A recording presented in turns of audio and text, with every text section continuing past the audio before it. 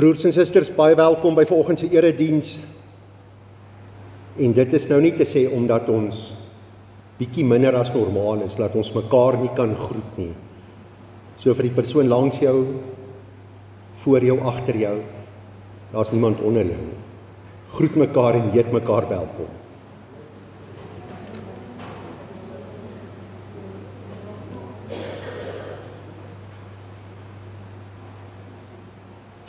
En nou laat ons almal verwelkom het en tuis laat voel het. Kom ons sing saam die Onse Vader, staande.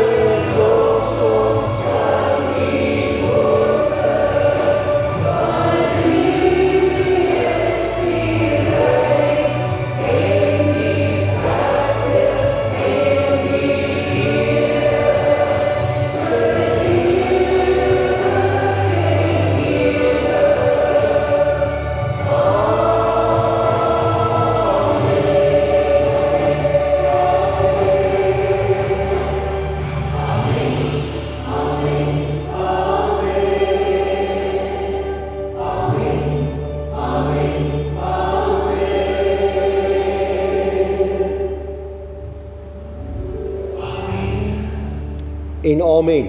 Ek kan maar weer sit, baie dankie. Luister aandagtig na die volgende woorde in die fotum. In ons wêreld, soos in die skoot van Maria, op al die vergete plekke, soos in die stal van Bethlehem, bring hoop in die lewe van armes. Bring omsigtigheid in die lewe van magtiges. Bring rus in die lewe van vermoeides. Bring onrus in die lewe van oorgerustes. In ons lewe en in ons verlange, wie ons ook al is. Dit is die goeie nuus. Christus is gebore. Christus kom weer. Geseënd is elkeen wat bid en werk, totdat Jesus weer kom. Broers en susters, ek groet julle in die naam van die Vader, die Seun en die Heilige Gees. Ja, een God. Amen. Lied 168, Heilige Jesus. Kom ons sing dit saam.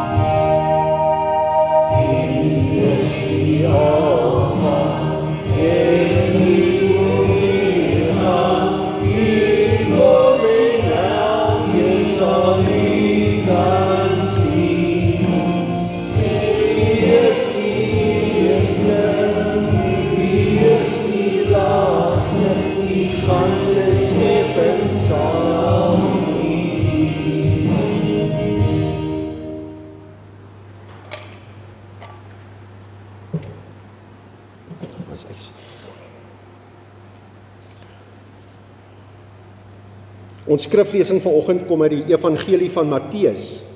Ons gaan lees Matteus 2 vanaf vers 13. En ons tema vanoggend is die olifant in die kamer. Ek lees vir ons Matteus 2 vanaf vers 13.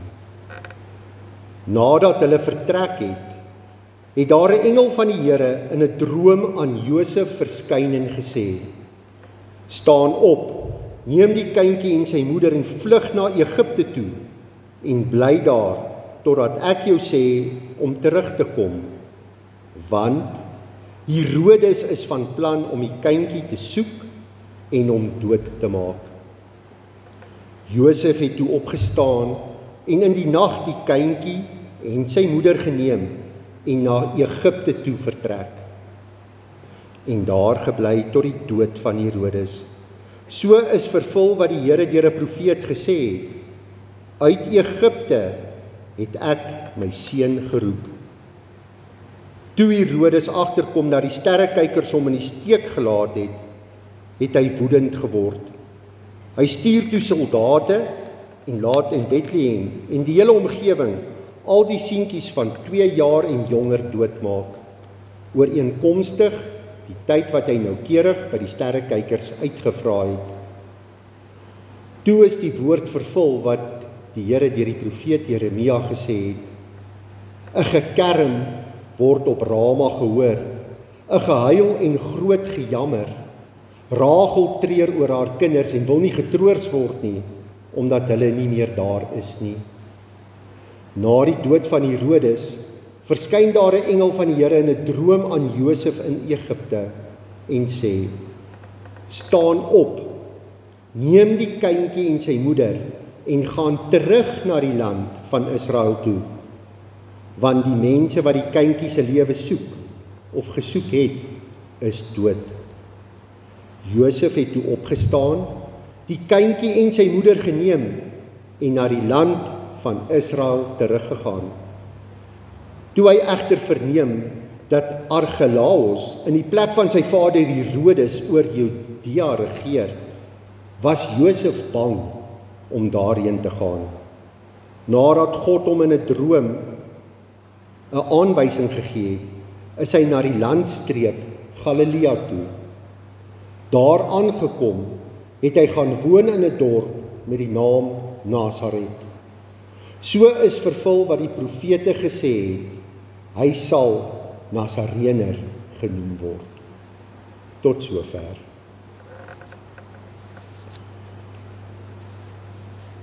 Dit is maklik om te dink dat God jou vergeet het.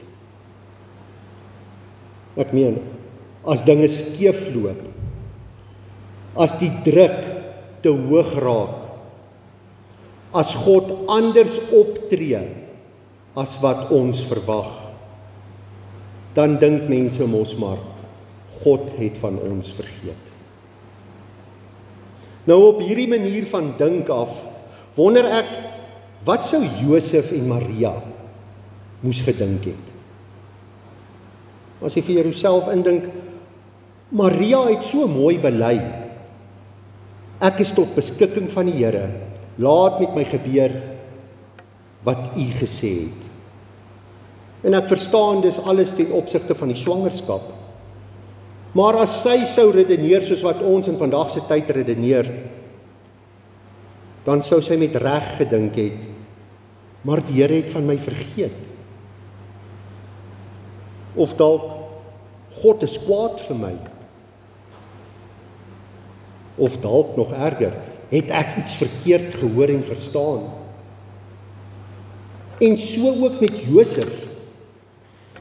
Hy het gekies om vir God te glo.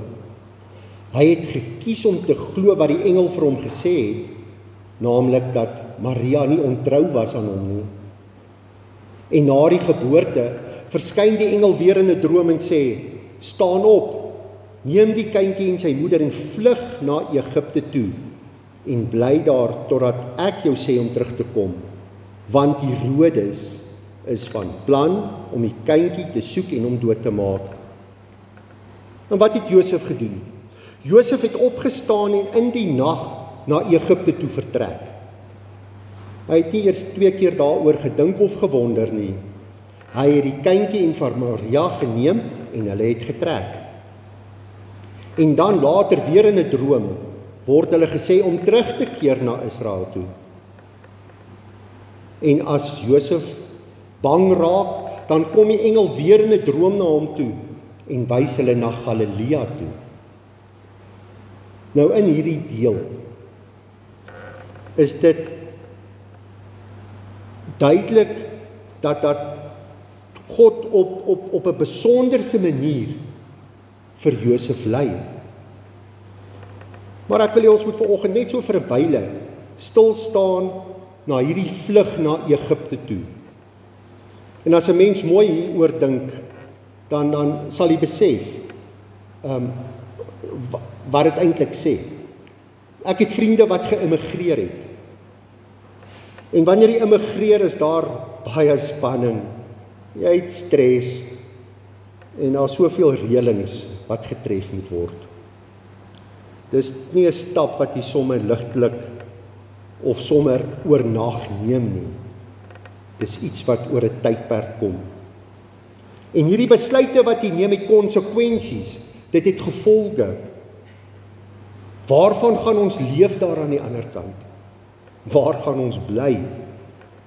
Gaan die mense wat daar is ons aanvaar? Dis alles vrae wat in jou kop afspeel. En tog, omdat die engel vir Josef gewaarsku het hy gegaan. Al hierdie vrae het ook in hulle kop afgespeel. Maar hy het opgestaan en hy het getrek. En 'n mens besef dat hierso is, God is werklik saam met hulle. En broers en susters, sien tog ook raak dat die aanwysings wat hy gegee is om na Galilea toe te gaan, beteken dat daar weer 'n oorbegin is vir Josef en Maria.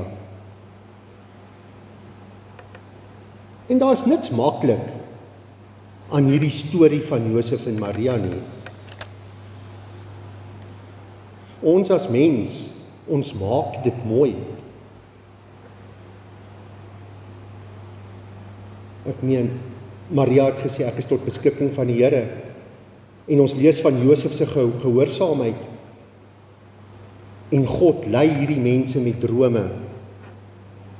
Dit is mooi. Maar onthou, hierdie is ook 'n verhaal van oorbegin. Dis 'n verhaal van pak op, gaan elders en begin van vooraf. Gaan in Egipte in, en toe weer na Galilea. Ek meen, die stal was definitief nie 5 ster gewees nie. En ek weet nie hoe dit was in Egipte nie, maar ons weet dat Galilea was die armste streek in Israel gewees. En ten spyte van dit alles, is God aan die werk in hierdie 2 mense se lewens. Kan jy God se reddingsplan hier sien uitspeel en hoe hy dit uitvoer, ten spyte van Herodes. En wat van Josef, wat van Maria? Hulle het dit alles deurgemaak, hulle het deur dit alles gekom. Hulle kon deel wees van iets groots wat God begin het. Maar dit was nooit maklik gewees nie. Nou gelowiges soos ek en jy, kan dit ook nie andersins verwag nie.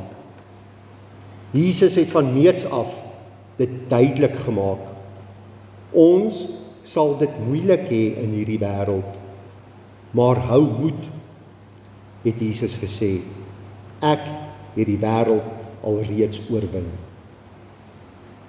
Josef se gehoorsaamheid, dit tref 'n mens, dit raak 'n ou diep.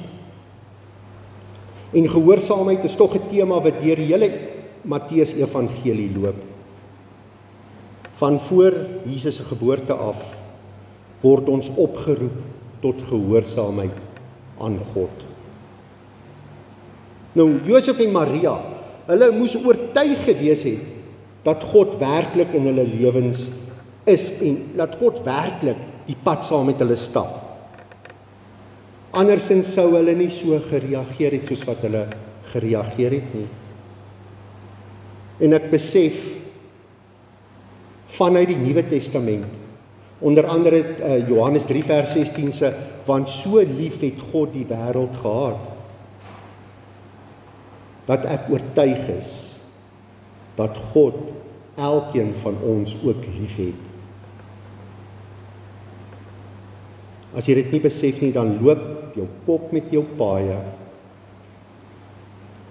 As ek dink aan al die erge dramas en die hartseer en die siektes wat ek die laaste paar maande saam met mense gestap het, dan besef ek, 'n mens kan jou lewe ingaan en doodbang wees vir die Herodese van ons lewens, of jy kan tuiskom in God se liefde. Josef en Maria kon doodsbenoud geleef het oor wat met hulle mag gebeur as koning Herodes aanstoot gaan neem het oor hierdie kindjie nie. Nou ek weet nie of het hulle so opgetree of het hulle nie. Ek ken wel mense wat so sou optree en ek sou ook by tye van my lewe gesê het, maar wat as dit sou gebeur? Soos Josef en Maria moet elkeen van ons ook oortuig wees van God se liefde vir ons. Ek moet glo dat God se liefde vir my genoeg is. Dis in elk geval al sekerheid wat jy in ons land en in hierdie lewe het, is dat God het jou werklik lief. Meer lief as die hemelse heerlikheid. En ek sien dit in die menswording. Ja, in sy self 'n prysgawe as skepper om skepsel te word.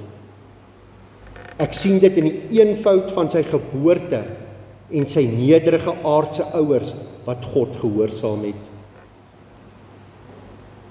God se liefde hoor ek in die nagmaal, wanneer Jesus sê, dit is vir julle. God se liefde sien ek in die doop raak. God se liefde sien ek in Jesus aan die kruis. En as ek ons terugbring in Matteus se vertelling hier in hoofstuk 2, dan sien ons dit hoe God vir Josef en Maria betyds waarsku om na Egipte toe te gaan. Ons sien dit in hoe God hulle vrese aanspreek as hulle moet terugkom. En ek sien dit, al moes hulle vlug na 'n vreemde land toe, is hulle nog steeds versorg. In die sin dat hulle het dit oorleef. Nou die Bybel sê nie iets oor die tyd wat hulle daar was nie, of waarvan hulle geleef het nie. Maar ons lei af dat Josef en Maria was oukei gewees. Jy moet so oortuig wees dat God jou liefhet, dat jy jouself nie meer sal bekommerd oor môre of die dag van oormôre nie. Maar jy moet God vertrou, net soos wat Jesus ons geleer het in Matteus 6. Ek het besluit, van hier af sal ek my gedagtes, wat soms met my wil weghardloop, dan sal ons dit stil maak, as dit nodig is, en eerder draai na die Here wat my liefhet. Ons wil hom vra om ons te lei, sodat sy wil sal geskied. Want ons besef, ons sal baie verder moet wegstap van daardie eie ek af, as ons deur God gelei wil wees. Maar broers en susters, daar is ook die olifant in die kamer, waaroor ons nog nie gepraat het nie in hierdie skriflesing van ons. En ek vermoed, dieselfde olifant is partykeer deel van ons lewens. Die olifant in die kamer verwys na die kindermoord. Vir my en vir jou beteken dit dalk die kanker. Dit beteken dalk misdaad wat ons getref het. Dit beteken dalk die dood van iemand naby aan ons. Dalk dink jy, maar dis onregverdig. Hoekom moet soveel weerlose klein kindertjies, seentjies onder die 2-jarige ouderdom gesterf het? Hoekom die trauma van daardie ouers en daardie families? Broers en susters, ek het nie regtig vir jou 'n antwoord daaroor nie. Ek kan jou wel die volgende vraag vra. Hoekom moes Jesus mens word? Hoekom moes Jesus as die onskuldige sterf vir mense soos ek en jy? En kan ek jou ook wys daarop dat elke mens het 'n keuse. En hierdie was Herodes se keuse gewees, een wat God lankal vooruitgesien het. En Jesus daaruit gered het, sodat Jesus se doel op aarde op die regte tyd voltooi kon word. Ja, ons leef en ons kry swaar met siektes, of met verkeerde keuses van baie mense, ook van die Herodese van ons tyd. Maar kom ons kies om nie ander mense te laat swaar kry onder ons keuses nie. God beloof ons nie aldag 'n maklike lewe nie, maar hy beloof ons dat hy is met ons. En in die kruis van sy seun Sien ons hoe ver God gaan om deel te wees van ons swaar kry. Dis moet ons nie maar net vaskyk in hierdie kindermoord wat Herodes se keuse was nie. En as jy nie anders kan as om dit mis te kykie, kyk dan liewerste vas in die kruis waar hierdie einste Jesus in ons lyding kom intree het. Aan die kruis sien jy God deel wees van ons swaar kry. Hy is die een wat ons selfs bystaan in ons donkerste donker. Selfs die boosheid van Herodes kon nie God se plan keer nie. Die groot geestelike uitdaging vir ons in ons tyd is om totaal en al op God te vertrou.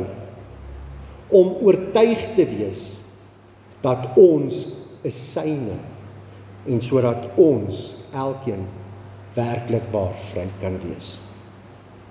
Ek nooi u uit. Kom plaas jou vertroue. Kom plaas jou lewe in God se hande, net soos wat Maria en Josef dit gedoen het. En elke gelowige na hulle ook. Ek nooi u uit. Kom weer tuis in God se liefde. Amen. Ons bid saam. Ons ewige en almagtige God, U ken elkeen van ons harte. U ken al ons begeertes. Vir U is geen geheim verborge nie. Here, reinig daarom ons harte deur die werking van die Heilige Gees, sodat ons U volmaak mag lief hê en U heilige naam groot kan maak. Ons bid dit in Jesus se naam. Amen. Daar is nou die geleentheid vir die opneem van die dankoffers. Broers en susters, maar die dankoffers gaan in stilte plaasvind. Gebruik hierdie tyd wanneer die dankoffers opgeneem word, om net so te reflekteer op die jaar wat verby is. En baie dankie vir elkeen se gee.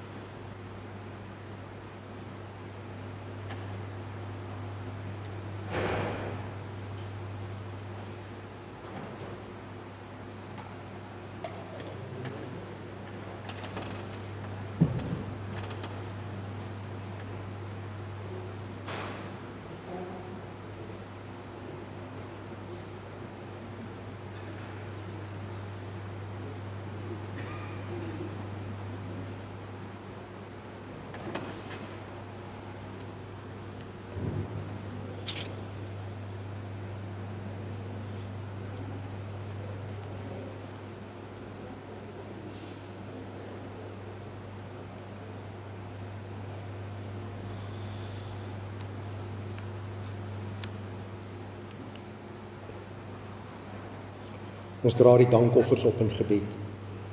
Here, om te kan gee is 'n gawe van U af. En dankie dat ons dit kan doen. Ons bid dat nie ons wil daarmee sal geskied nie, maar dat U wil sal geskied. Amen.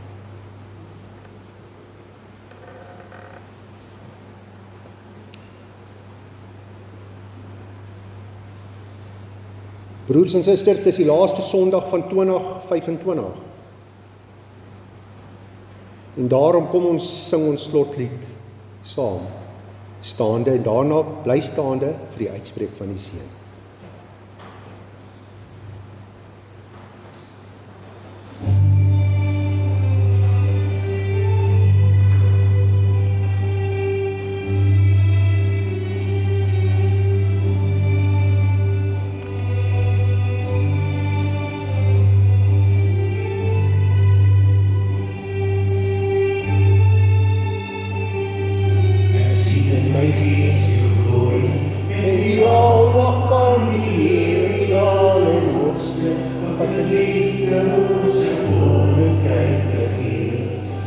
Geloof aan die einde op die wolken kom my hier, hy is goed en heilig hier. Loof om prys om halleluja, loof om prys om halleluja, loof om prys om halleluja,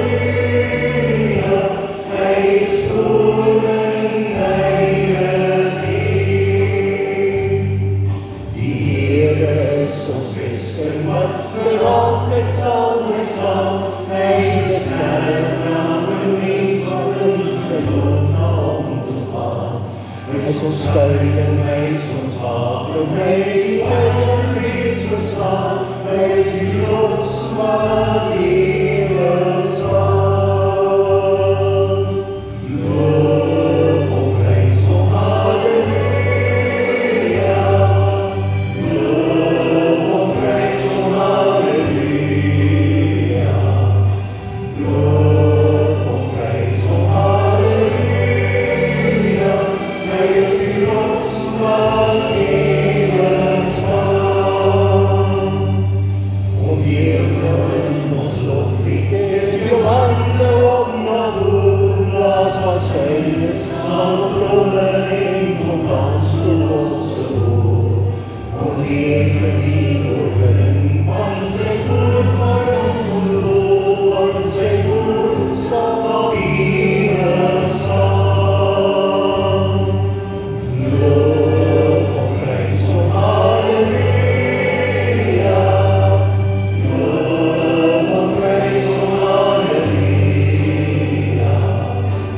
loof om prys om halleluja, sy woord sal ewig staan.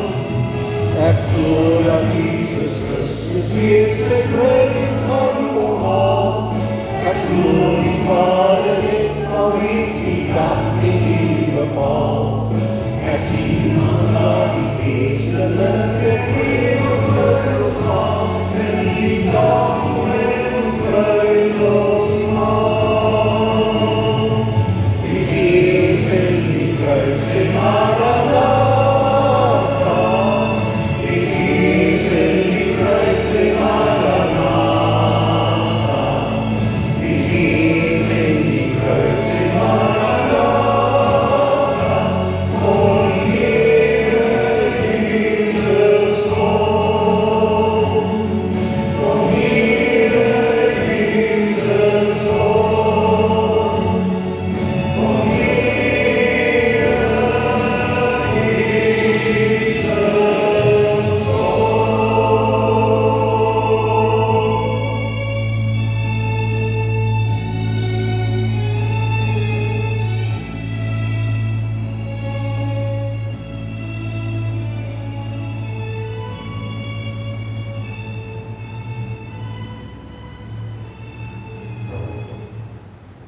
Die Here is voor jou om die pad gelyk te maak.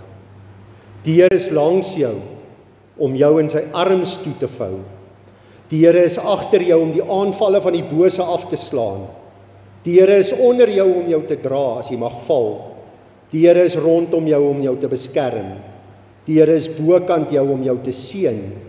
Die Here is binne jou om jou te lei met sy Heilige Gees. Die Here is vir jou, want Jesus pleit vir jou. Die drie-enige God is by elkeen van julle, van nou af tot in ewigheid. Amen.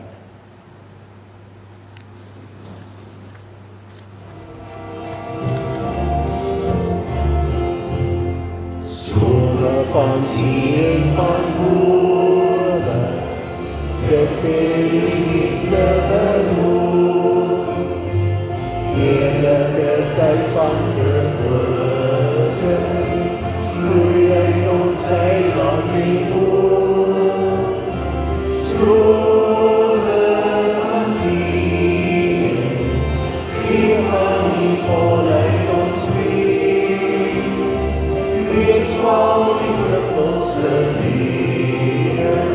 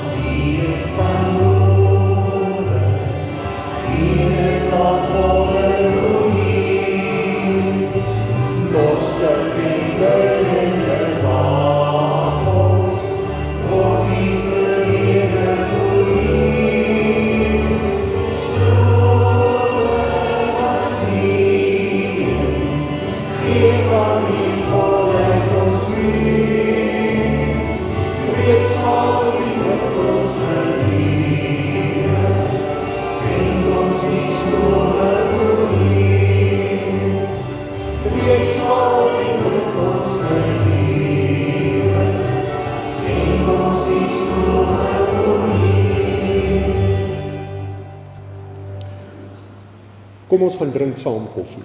Baie dankie.